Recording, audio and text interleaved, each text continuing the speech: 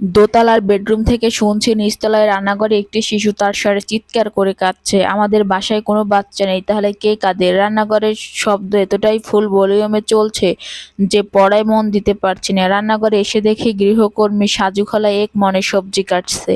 তার পাশে অচেনা একটি শিশু বসে বসে কাঁদছে।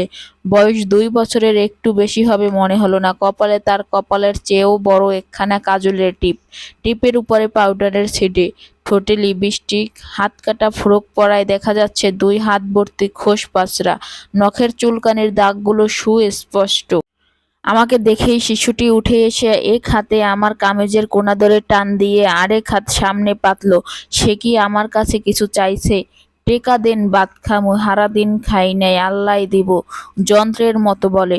শিশুটি তার চোখে মুখে আকতি এখনো। আমার কামিজ তার হাতের মুঠোয়।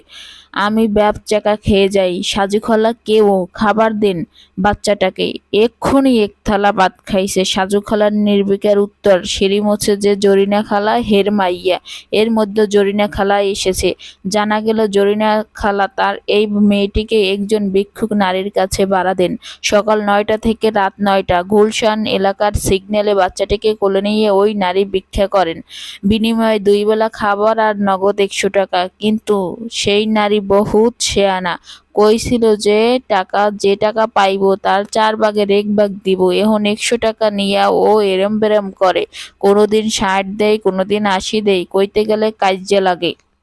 শিশুটি জরিনা খালার কোলে ওঠার জন্য হাত বাড়িয়ে দেয়। জরিনা, দূর, আর জ্বালাস না বলে খেকিয়ে ওঠে।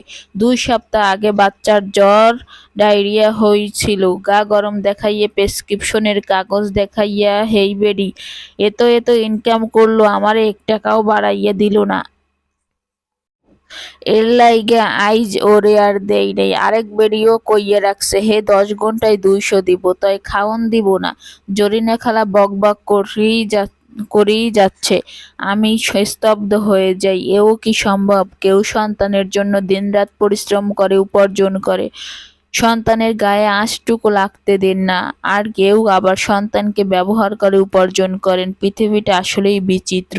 শিশু সন্তানকে অনেকে অনেকভাবে ব্যবহার করেন, কেউ স্থূলভাবে, কেউ খুব সূক্ষ্মভাবে, কারোটা দেখে কারোটা দেখে নেয়। কেউ অর্থ, কেউ ভিউ, আবার কেউ সহানুভূতি কামান। সবই কিন্তু পরিত্যাজ্য।